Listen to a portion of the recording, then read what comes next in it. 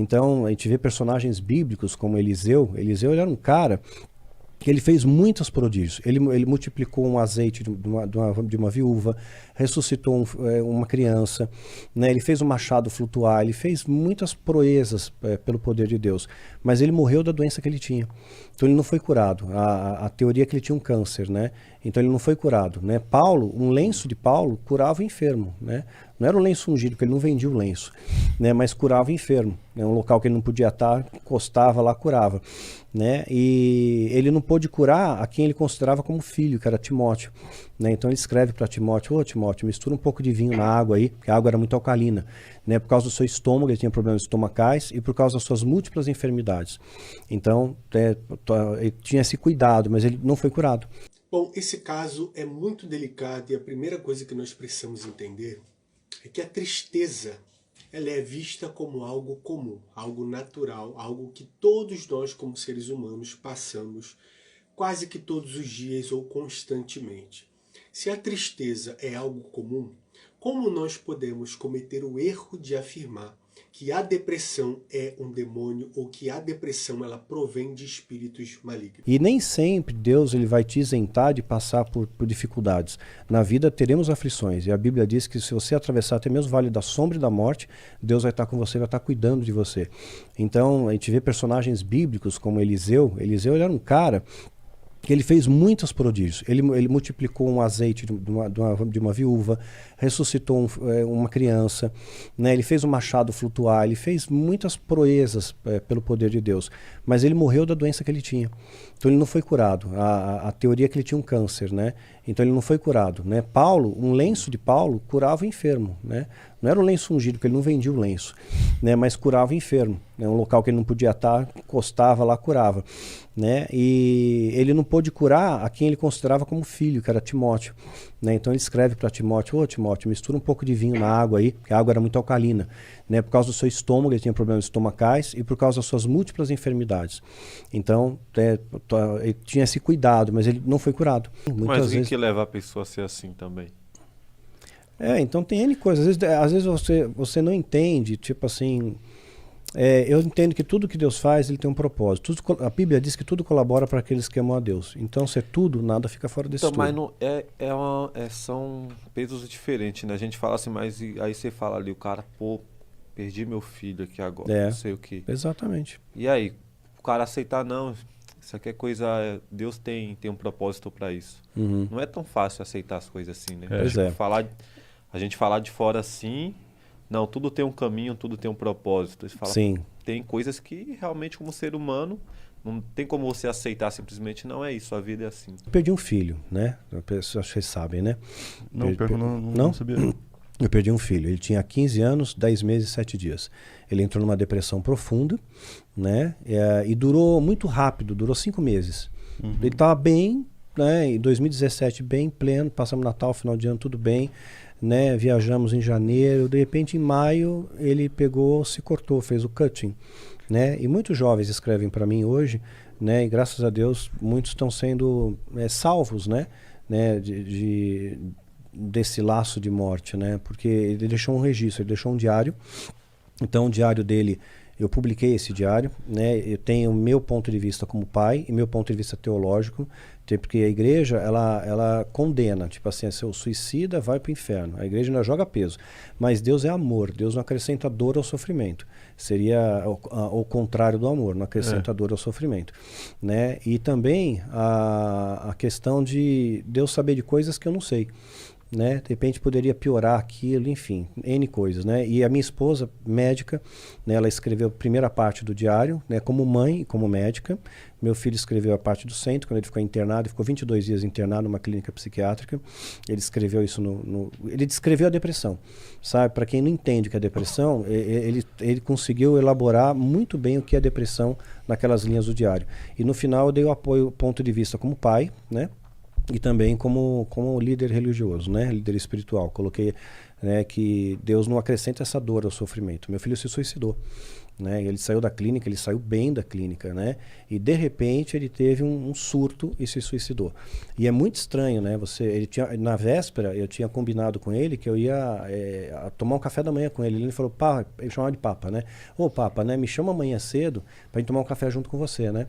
E quando eu acordei eu vi que ele não estava no quarto, né? Eu falei, bom, ele foi dar uma volta pela rua, ver que foi andar de bicicleta, eu vejo a bicicleta ali e tal, só que aí eu vejo o celular em casa.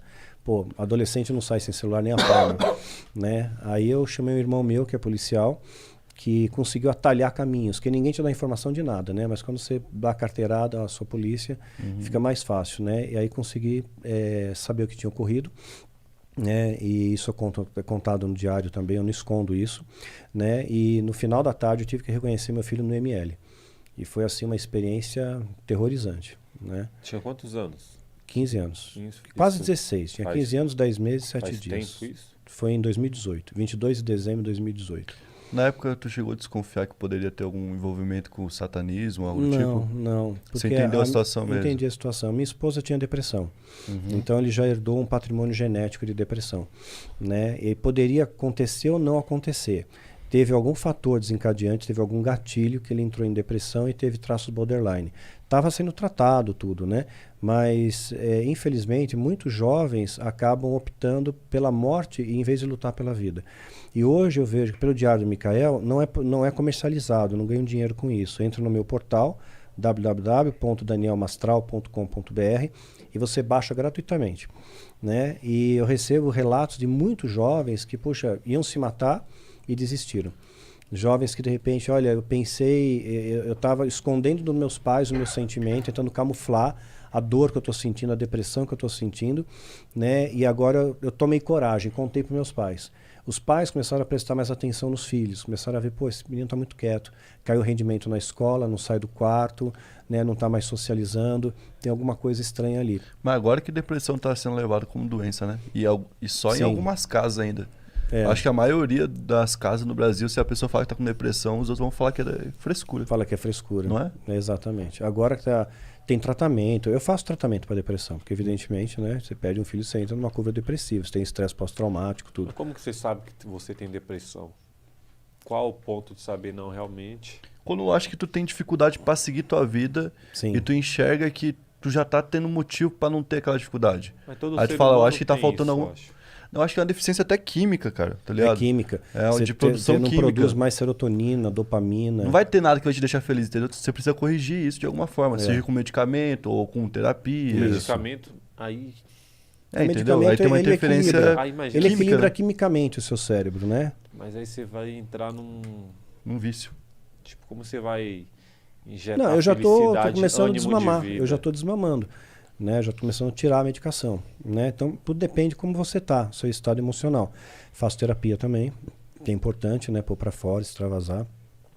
Terapia, você drena o abscesso da alma, né? Então uma dor que você tem na alma, um abscesso cheio de pulso, você está drenando, você põe aquilo para fora, né? Num local que você não vai ter julgamento, ninguém vai te julgar. Você vai resolvendo, né? Vai resolvendo. Então você vai entendendo o problema. Ideações suicidas, cheguei a planejar suicídio. Mas aí eu falei, não, preciso lutar pela vida, porque Deus tem um propósito para mim, né? E eu não queria abandonar minha esposa também, né? Minha esposa é parceira de 27 anos comigo, né? E minha esposa faleceu tem 45 dias. Caramba, parada cardíaca, né? Foi dormir e foi do jeito que ela sempre pediu para Deus. Falou, Deus, se um dia você me levar, eu quero estar dormindo. Quero fechar os olhos aqui e acordar nos céus. E Deus atendeu esse pedido dela, né? Então, 45 dias ela faleceu. Tô sem a minha parceira aí.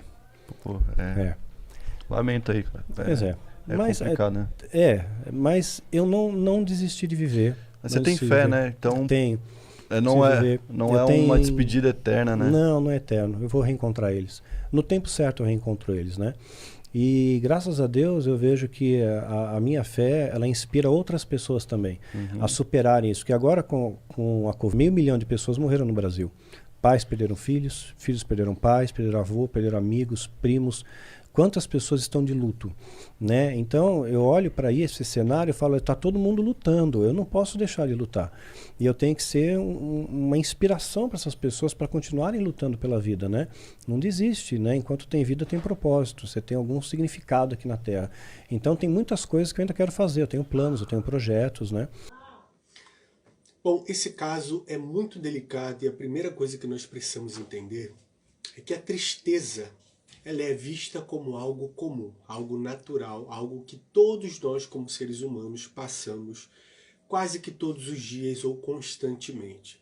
Se a tristeza é algo comum, como nós podemos cometer o erro de afirmar que a depressão é um demônio ou que a depressão ela provém de espíritos malignos? Para aqueles que acreditam em espiritualidade, esses seres malignos, né, esses espíritos do mal, eles podem se aproveitar de circunstâncias, situações, fragilidades e fraquezas que já existem dentro de nós.